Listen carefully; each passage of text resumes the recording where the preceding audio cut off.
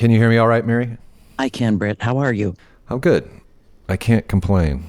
I want to ask you about the new record, Lucifer, on the sofa, which is very funny, just as a side note, because my name is Mary Lucia and a lot of my social media is Lucifer.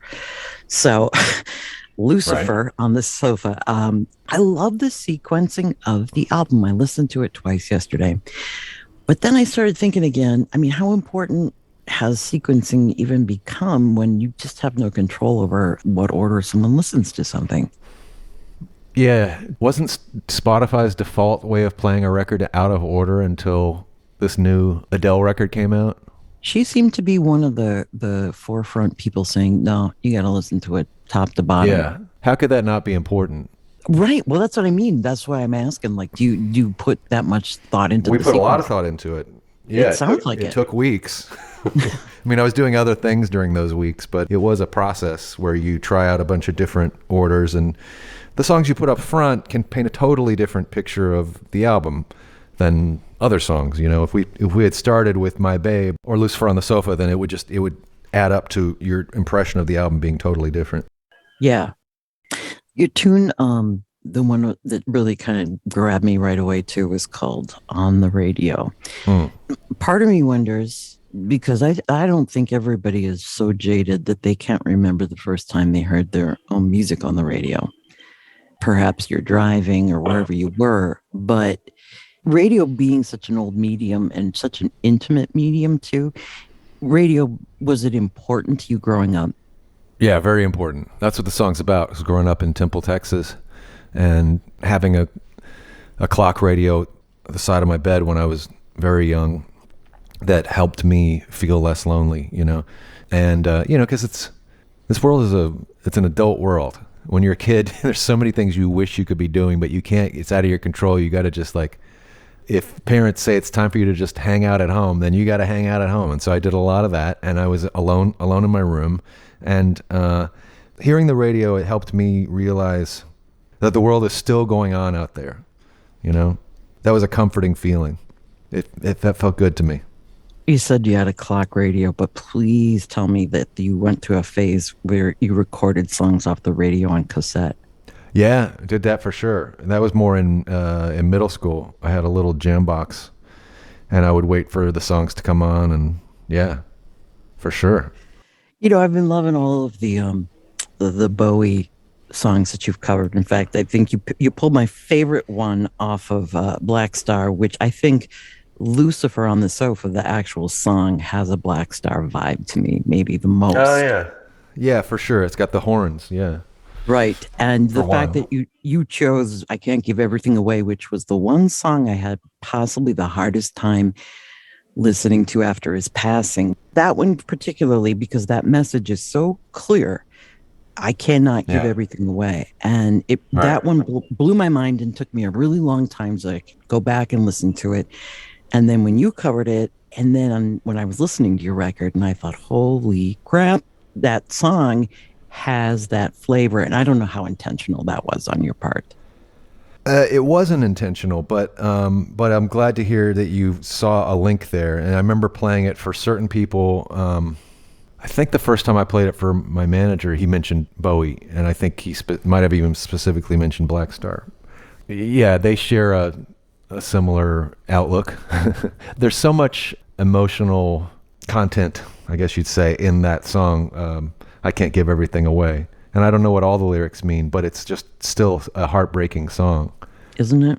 It was a pleasure to be able to record it. Yeah. Did you ever get to meet Bowie? No, I stood behind him once at a show, at an Arcade Fire show really early on, maybe like 2004 or something in New York. That was always an amazing thing you would hear is that, yeah, Bowie was still going out to Yeah. shows, and it was like, really? And I couldn't imagine turning around in the 7th Street entry or something and seeing him watching All right. whoever. But how many times have you watched Peter Jackson's Get Back? Uh, I haven't finished it yet, Brett? only because listen, I could talk to you about that documentary for hours. We could do this whole show about it. I love it. It's just like a treasure trove as I watch it, and I always want to be in the right frame of mind to watch it because sometimes the time that I have for watching videos or watching movies, etc., is right when I'm falling asleep. I want to really feel every second of it, you know. So that's why it's kind of taking me a second. I'm right about at the end of the second episode, but it's unbelievable to see the Beatles as humans. You know, you've never had that before, and now all of a sudden we have 7 hours of it. And this record, I mean, I always ask a band too, because you've spent so much time with these songs, and yet you haven't really done like this proper night after night after night kind of tour thing. So does the music maybe still feel really fresh to you just because people have not had the chance to hear these songs live? Well, yeah, it absolutely feels. Yeah, I don't feel like I've done my time with this record yet. You know, we finished it, and there's been a lot of biz around it. You know, but I haven't got. We did a few little tours in September and October, and we would play like a song or two off of this record a night. I think probably when we were in Minneapolis, we played maybe 2 songs off of it. But yeah, we haven't really opened it up. We haven't cracked it open yet. And how much, I mean, maybe you don't want to admit, but like, how anxious are you for that live reaction? Well, I love touring. You know, that's the life for me. You know, it's one of my favorite things, and it's a thing that I've grown to like even more as I've gotten older. So when we first started touring, I would feel a bit out of water. I would feel lonely at times. Of course, we also were fabulously unsuccessful to start for years and years, but it became a thing that I really, really grew to love, and I feel very fortunate because I have a lot of friends who are musicians, full-time musicians, who don't like touring, and it's the thing I look forward to. Well, I'm super happy to talk to you. Of course, the record is stellar, and like I said, I really hope people will listen to it from beginning to end. And you could maybe pull an Adele and say, you can't download it otherwise.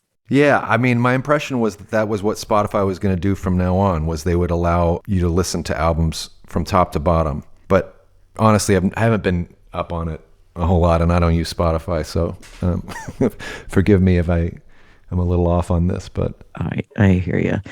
One last question: if somehow in some freak accident lost maybe your arms from the elbow down, and the only option you had was to go with nothing or Chihuahua paws. Or Chihuahua paws? Are they functional? I guess I'd go with them if there was a little function. Sure, I wouldn't be ashamed. That's the right answer. I mean, that is a question with the right answer. Yes, you'd be the guy who writes great songs, tours, but oh, by the way, he has Chihuahua hands. Yeah, I feel like you'd be able to look past that, right? Oh God, your little nails clicking on the floor when you walked in a room. It would be fantastic. Thank you very much for taking the time out to chat, and we'll see you on the other side of this in Minneapolis this spring. Yeah, right. We're going to be up at the Palace, St. Paul. Yeah. Yes. Cool. Well, I'll see you there. Thank you. Bye-bye. Bye.